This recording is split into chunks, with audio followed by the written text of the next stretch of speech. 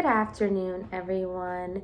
So in this presentation, we are going to be talking about the importance and benefits of creating a culture of shared responsibilities in teaching of ELLs and advocating for our ELL students.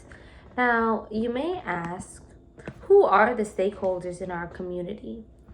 Those are our administrators, our librarians, our tech support, our district representatives, ELL support coaches, other staff members, our students, our parents, and anyone else who are within the school community. When it comes to advocating for ELLs, there are many different strategies that you can use to support ELLs. For example, building on what students and teachers can do, because again, they each have a role that can impact learning. Collaborative planning. That's meeting with other colleagues and talking about how we can better and effectively teach our ELL students. Reflecting. Reflection is one of the biggest and most important parts of teaching.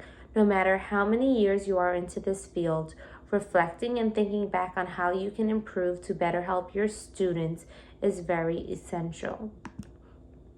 Another strategy is collaborating with other teachers, like librarians or other resources that are in the community. Those roles are very important because they are able to help us to find the resources that we need. We may know what our students need, but to find that resource may be very hard. Another strategy is finding alternative learning spaces. Our students should feel like they are in a comfortable environment. Giving them a separate learning environment compared to the entire class will help them to feel more comfortable and more interested in and engaged in their learning experiences. Another strategy to advocating for our ELLs is standing up for what will benefit your students. Many people have different ideas, and we know that each student learns differently.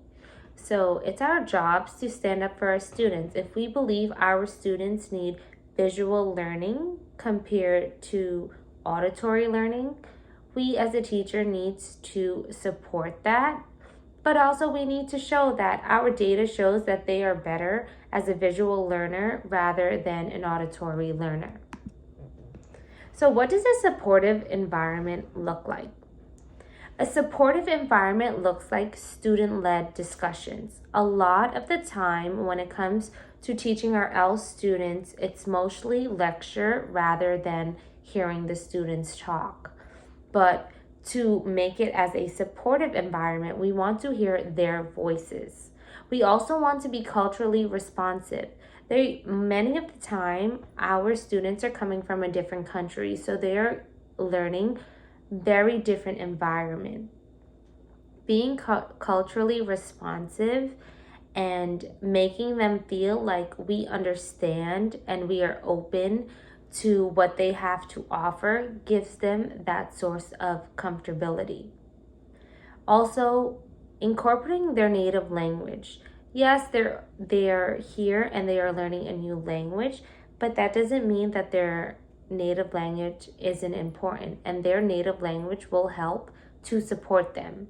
Also, incorporating technology. There are many resources that are available to support our learners. Also, our colleagues are very important, are a very important resource when it comes to teaching other students, because we all have different ideas. So those ideas can work together to help support students. And while we are trying our best, there will be obstacles that we may encounter. So planning time, lack of professionalism, and lack of professional development can affect our learning process. So when it comes to planning time, we need to decide with our team, even if we cannot meet on a certain date, when can we meet and how can we meet alternatively. When it comes to lack of professionalism, we are going to meet people in our careers that do not take it seriously, but we need to take it seriously and be above and beyond on it. when it comes to lack of professional development, many times schools do not have the same interest as we as teachers do. So we need to see what's best for our students to make it to help them. Thank you.